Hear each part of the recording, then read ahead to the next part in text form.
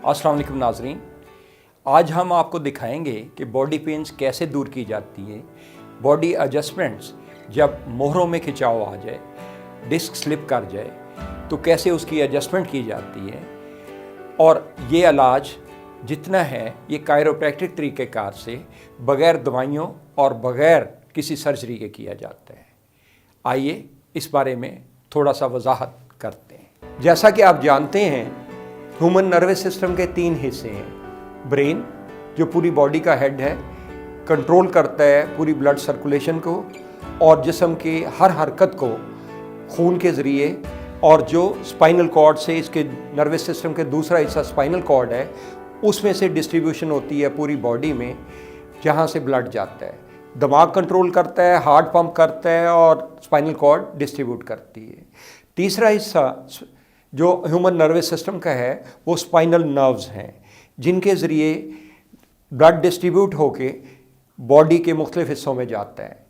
जैसा कि मैं इसमें थोड़ा सा बताना चाहता हूँ, वजाहत करना चाहता हूँ, इससे पहले कि हम प्रैक्टिकली आपको दिखाएं कि इनकी एडजस्टमेंट कैसे की जाती है, दर्दें क्यों आती है। मैं बताना चाहता हूँ कि जब स्पाइनल कॉर्ड से स्ट्रेस की वजह से, सबलक्सेशन की वजह से, इसके डिस्क के मूव कर जाने की वजह से, डिस्कों को प्रोट्रूजन की वजह से, हर्निएटेड डिस्क की वजह से इसमें खून की सप्लाई कम हो जाती है। जैसा कि अगर C1 C2 से कम हो जाए तो दिमाग के कुछ हिस्सों को ब्लड नहीं जाएगा, जैसे माइग्रेन के अमल में होता है। सर के वो हिस्से झुंझलाहट का शिकार हो जाएंगे जब उनको फ्रेश ब्लडेड ऑक्सीजन नहीं मिलेगी। इसी तरह C2 सेम डिस्क पे, C1 और C2 के दरमियान में एक ही डिस्क है, इससे चेहरे के मुख्तलिफ हिस्सों को ब्लड सप्लाई जाती है, आँखों, कानों, साइनस, और इस जगह से चेहरे के दूसरे हिस्सों को ब्लड सप्लाई होता है। इसी तरह C6 पे आ जाइए। C6 से गर्दन, कंधों और बाजुओं में, जैसा कि आप नर्व्स को देख रहे हैं, ब्लड सप्लाई जाती है। अगर इस जगह से ब्लड सप्लाई नहीं जाएगी C6 से, तो उस सूरत में बाजुओं में नमनेस आने लगेगी, हाथों की उंगलियों में नमनेस आने लगेगी, क्योंकि खून पूरा नहीं जा रहा। इसी तरह कंधे भारी हो जाएंगे और यहाँ पे आपको स्ट्रेस महसूस होगी। गर्दन टर्न करना कम का हो जाएगी, जैसा कि आपने कॉलर लगे मुख्तलिफ लोगों को देखा होगा कि उनकी गर्दन को इवन सपोर्ट की ज़रूरत होती है। वो टर्न तो कर ही नहीं सकते गर्दन को, लेकिन उनको सपोर्ट की भी ज़रूरत होती है। नाज़रीन, आइए अब प्रैक्टिकली हम आपको दिखाते हैं कि एडजस्टमेंट्स कैसे की जाती हैं। ये चेहरे पे दर्द है, चेहरे पे खिंचाव है और सर दर्द है आधा, साइनस की हड्डी टेढ़ी है, गर्दन, कंधों और बाजुओं में खिंचाव है।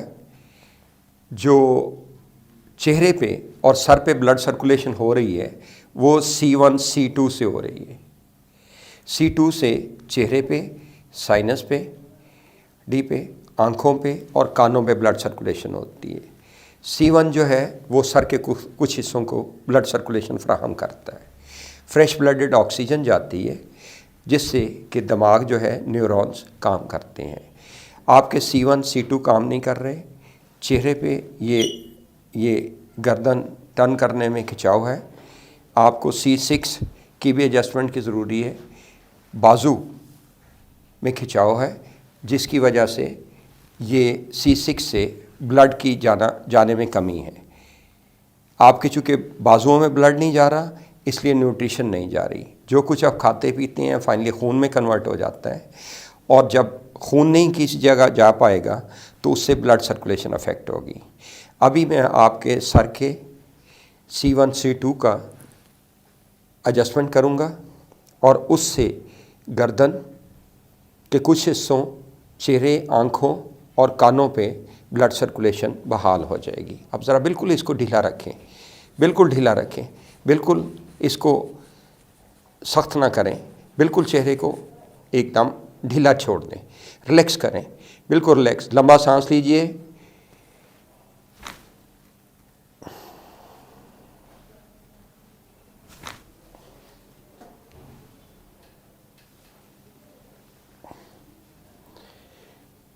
अब आप लेट जाइए ज़रा।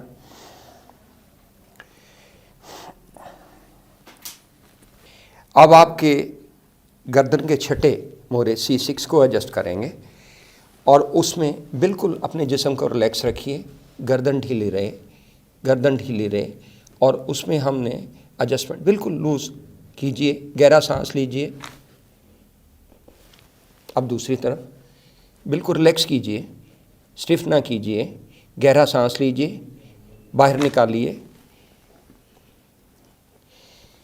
अब मैं आपको बाजू दोनों एडजस्ट करूँगा ताकि जो उसमें खिंचाव है, ब्लड सर्कुलेशन इधर से बहाल हो गई, गर्दन से जाने लगी। अभी बाजुओं की ब्लड सर्कुलेशन हम एडजस्टमेंट करेंगे जिससे कि कोहनी के नीचे जो आपके दर्द है वो ख़त्म हो जाएगा। हमने पहले C1 C2 की एडजस्टमेंट की, फिर C6 की एडजस्टमेंट की, जहाँ से गर्दन, कंधों और बाजुओं में जो स्ट्रेस थी वो दूर हो गई। अभी हम जो कोहनी के नीचे दर्द आ रहा है और जो बाजुओं में नमनेस आ रही है उसको दुरुस्त करेंगे। और उसके लिए हमें अब बिल्कुल बाजू को रिलैक्स छोड़िए, बिल्कुल बाजू को रिलैक्स छोड़िए, इसको मूव करके देखिए, दाएं बाएं मूव कीजिए। क्या रिलैक्सेशन का बेहतर महसूस हो रहा है? ओके, इसको कीजिए। अभी इसको इस जगह पे रखिए, इसको भी मूव कीजिए, ज़रा दाएं बाएं आगे पीछे मूव करें, ज़रा देखें बेहतर है। अब आप गर्दन के पीछे ज़रा हाथ रखिए, गर्दन के पीछे ज़रा हाथ रखिए। अब नाजरीन, हमने जो शोल्डर ब्लेड में स्ट्रेस आ गई थी उसको दूर किया, क्योंकि C6 से ब्लड सर्कुलेशन जा रही थी शोल्डर ब्लेड में भी। अब जब शोल्डर ब्लेड के नीचे पूरा ब्लड नहीं जाएगा तो उससे स्ट्रेस की वजह से वेन सिकुड़ जाती हैं। अभी हमने लास्ट एडजस्टमेंट में आपको दिखाया कि वो शोल्डर ब्लेड को कैसे स्ट्रेस से फ्री किया। नाज़रीन, अभी हम आपको थोरेसिक के वर्टेब्रास जो T1 से शुरू हो रहे हैं, 12 है तादाद में, और T12 तक जाते हैं, इनकी एडजस्टमेंट दिखाएंगे, क्योंकि यहाँ से जिस्म के मुख्तलिफ हिस्सों को, वाइटल ऑर्गन्स को ब्लड फराहम होता है, जैसे कि पेंक्रियाज को, लीवर को, स्प्लीन को, और जिस्म के दूसरे हिस्सों को जो बहुत अहमियत का हामिल है। यहाँ जब स्ट्रेस आ जाएगी तो आप शुगर के मर्ज़ में वो भी मुब्तला हो सकते हैं, आपको गैस भी पेट में बनने लगेगी, स्टोमक भी अपसेट रहेगा, ब्लड सप्लाई जिस्म में खून की कम हो जाएगी, सीने में दर्द आ जाएगा अगर T1 T2 में आएगा, सांस की नालियाँ स्ट्रेस में आ जाएंगी, सांस फूलने लगता है, फेफड़ों को ब्लड सप्लाई कम हो जाएगी, तो उसके असरात आएंगे। अभी ये C1 C2 और C6 की एडजस्टमेंट की, अभी हम ये T2 की एडजस्टमेंट कर रहे हैं क्योंकि आपके सांस में खिंचाव है। यहाँ से बिल्कुल T2 ज़रा सा बिल्कुल बॉडी को रिलैक्स करें, बिल्कुल बॉडी को रिलैक्स करें।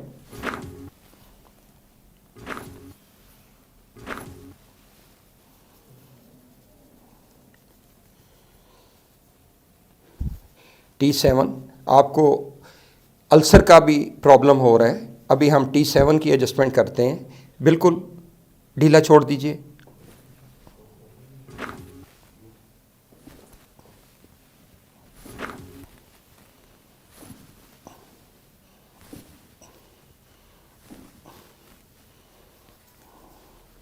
T12 adjustment.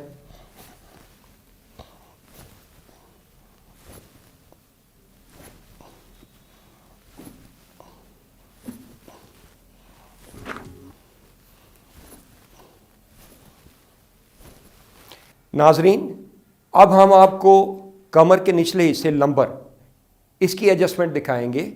L1, L2, L3, 4, 5, ये टोटल 5 मोहरे हैं, जिसके बाद बेस आ जाता है 5 मोहरों का जुड़ा हुआ। डिस्क सिर्फ ये L5 पे आके ख़त्म हो जाती है। आमतौर पे होता ये है कि जो लोग घुटनों के दर्द में, एजिंग प्रोसेस में मुब्तला हो जाते हैं, जब L3 में स्ट्रेस आएगी तो यहाँ से ब्लड सप्लाई घुटनों को कम हो जाएगी, जिसकी वजह से घुटनों में जब पूरा खून नहीं जाएगा, न्यूट्रिशन जो हम खाते पीते हैं वो तो खून में कन्वर्ट हो जाती है ना, वो खून में नहीं जा पाएगी घुटनों तक, तो घुटने कमज़ोर होने लगेंगे। इसी तरह जब L4, 5 से S1 अफेक्ट होगी, इसमें सबलक्सेशन आ जाएगी, डिस्क बल्ज आ जाएगी, डिस्क परट्यूजन हो सकती है, हर्निएटेड डिस्क भी कहा जाता है उसे। जब वो हो जाएगी तो लंगड़ाहट आ जाएगी टांग में जब पूरा खून नहीं आएगा तो उस सूरत में नमनेस आने लगेगी। नमनेस पाँव में भी आएगी और टांग में भी आएगी, और टांग में जब पूरा खून नहीं जाएगा तो स्ट्रेंथ नहीं जाएगी। आपने ऐसे लोगों को लंगड़ा के चलता होगा, हुआ देखा होगा, और अगर वो टांग उठाएं तो उनको टांग में उठाने में भी दिक्कत महसूस होगी। वो नहीं महसूस करेंगे कि हमारी टांग में स्ट्रेंथ है। क्यों स्ट्रेंथ नहीं है? क्योंकि ब्लड तो जा ही नहीं पा रहा, या कम ब्लड जा पा रहा है।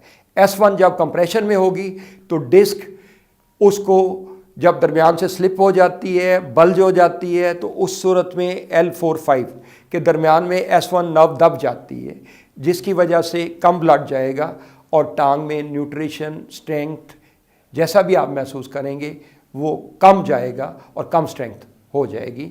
खून नहीं जाएगा तो टांग पूरी काम नहीं करेगी, और दिमाग भी अपने पैगाम दिमाग की तरफ से जो बॉडी में जाने हैं वो नहीं पहुंचेंगे, और ना ही बॉडी अपने पैगाम दिमाग को पहुंचा सकेगी। तो आज हम प्रैक्टिकली आपको दिखाएंगे कि इनको एडजस्ट कैसे किया जा सकता है और उनको आप बेहतर कैसे कर सकते हैं, और इसमें ना किसी दवाई की ज़रूरत है, ना इसमें कोई सर्जरी की ज़रूरत है।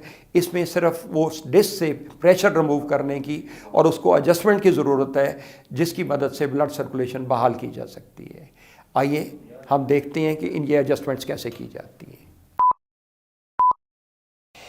L4-5 से कमर के निचले हिस्सों को, घुटनों को L3 से, और टांगों को ब्लड फ्राहम होता है। इनकी टांगों में भी खिंचाव है, कमर के लोअर पोर्शन में, लोअर बैक में खिंचाव है, जिसकी वजह से इनको पेन होती है जब ये चलते हैं। जब लेटे होते हैं तो कम खून की ज़रूरत है, जब बैठते हैं तो उससे ज़्यादा खून की ज़रूरत है, जब चलते हैं तो और ज़्यादा खून की ज़रूरत है। जबकि ये जो कंप्रेस्ड नर्व रूट है एट L4-5 ये कम ब्लड दे रहा है कंप्रेशन की वजह से, जिसकी वजह से इस टांग में खिंचाव आ रहा है, लेफ़्ट टांग में। अब हम इसकी एडजस्टमेंट करेंगे और जिसकी वजह से कंप्रेशन दूर हो जाएगी नर्व में, और ब्लड सर्कुलेशन बहाल होने से ब्लड टांग और लोअर बैक में जाना शुरू कर देगा। बिल्कुल जिस्म ढीला छोड़ दीजिए, गहरा सांस लीजिए, गहरा सांस लीजिए, अब निकालिए।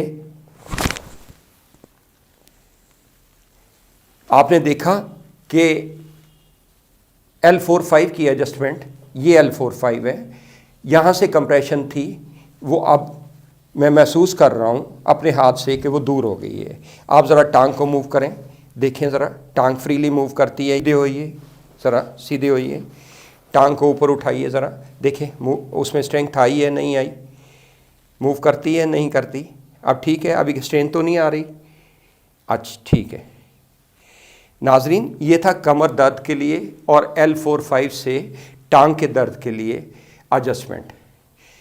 अब हम घुटनों की एडजस्टमेंट के बारे में थोड़ा देखेंगे कि घुटनों की और पाँव की एडजस्टमेंट कैसे होती है।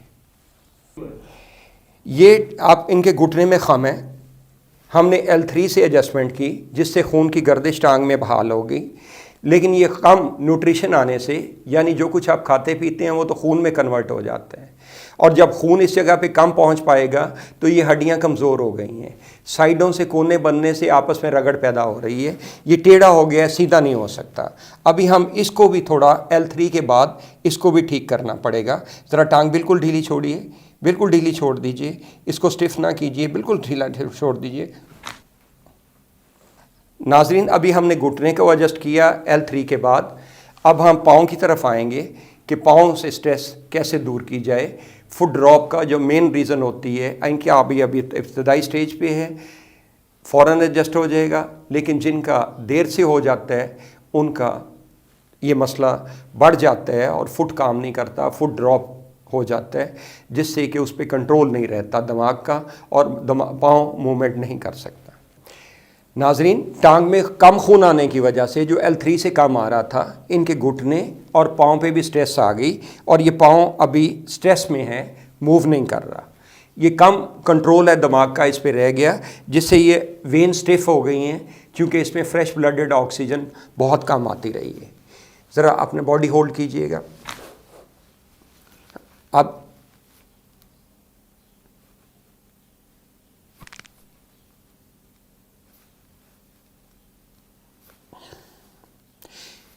पाँव को घुमाइए, ज़रा मूवमेंट में घुराइए, सर्कुलर मूवमेंट में घुमाइए ज़रा।